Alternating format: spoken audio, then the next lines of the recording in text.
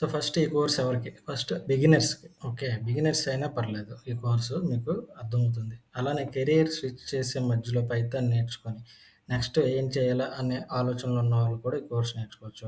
And third వచ్చి anyone ఎవరైనా గనక పైథాన్ నేర్చుకున్నాక ఒక మంచి అప్లికేషన్ బిల్డ్ చేద్దాం. వెబ్ యాప్స్ బిల్డ్ చేద్దాం.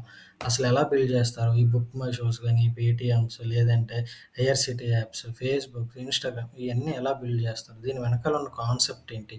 అన్నీ తెలుసుకోవాలంటే అలాంటి వాళ్ళు కూడా ఈ course correct. So, time waste చేయకుండా మనం ఫస్ట్ ఇంట్రడక్షన్‌కెళ్ళిపోదాం. సో, ఫస్ట్ చాప్టర్ వచ్చేసి మనకి ఒక వెబ్ అప్లికేషన్ ఎలా వర్క్ అవుతుంది అనేది కాన్సెప్ట్ గైస్. సో, మనం మీరు ఇప్పటిదాకా ఓన్లీ పైథాన్ కోడింగే నేర్చుకున్నారు. సో, జాంగో రావాలి అంటే జాంగో ఈజ్ పర్టిక్యులర్‌లీ ఒక వెబ్ అప్లికేషన్స్ తయారు చేయడానికి. వెబ్ అప్లికేషన్స్ అంటే మీరు బ్రౌజర్‌లో ఎలాంటి యాప్ మీరు ఓపెన్ చేసినా, ఫర్ సపోజ్ ఒక ఫేస్‌బుక్ ఓపెన్ చేసినా, ఒక యూట్యూబ్ ఓపెన్ చేసినా, బుక్ మై షో ఓపెన్ చేసినా, సో, బ్రౌజర్‌లో మీరు గనక ఏదైనా డాట్ కామ్ ఓపెన్ చేసి అందులో మీరు డేటా చూడడం, డేటా ఎంటర్ చేయడం ఏదైనా జరుగుతుందంటే గనక అదే ఒక వెబ్ అప్లికేషన్ అంటాం. సో, ఇది ఎలా జరుగుతది బేసిక్‌గా.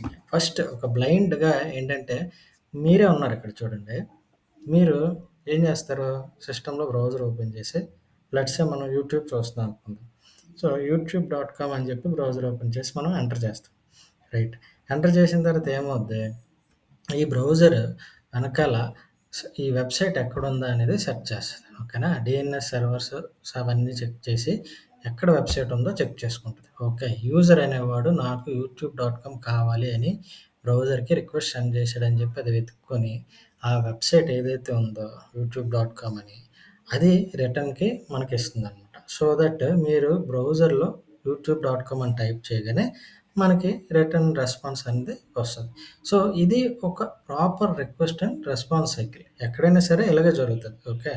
ఇప్పుడు చూడండి ఒక వెబ్ అప్లికేషన్ తీసుకుంటే మనం any web application works on request and response cycle guys. ఓకేనా? అంటే మీరు ఏదైనా రిక్వెస్ట్ చేస్తేనే మీకు రెస్పాన్స్ వస్తది. For example Facebook dot com అని కొట్టగానే మీకు ఒక లాగిన్ పేజ్ అయితే వస్తది. సో, డాట్ కామ్ అనేది మీరు కొట్టారు కాబట్టి రెస్పాన్స్ కింద మీకు లాగిన్ పేజ్ వస్తది. And at the same time మీరు యూజర్ నేమ్, పాస్వర్డ్ ఇచ్చి ఎంటర్ చేసి లాగిన్ అని కొడితే మీరు రిక్వెస్ట్ చేస్తున్నట్టు లాగిన్ అవ్వాలి అని. సో, రెస్పాన్స్ కింద ఏమొస్తది? ప్రాపర్ లాగిన్ అయిందనుకోండి మీకు ఫేస్‌బుక్ హోమ్ పేజ్ వస్తది. అవునా?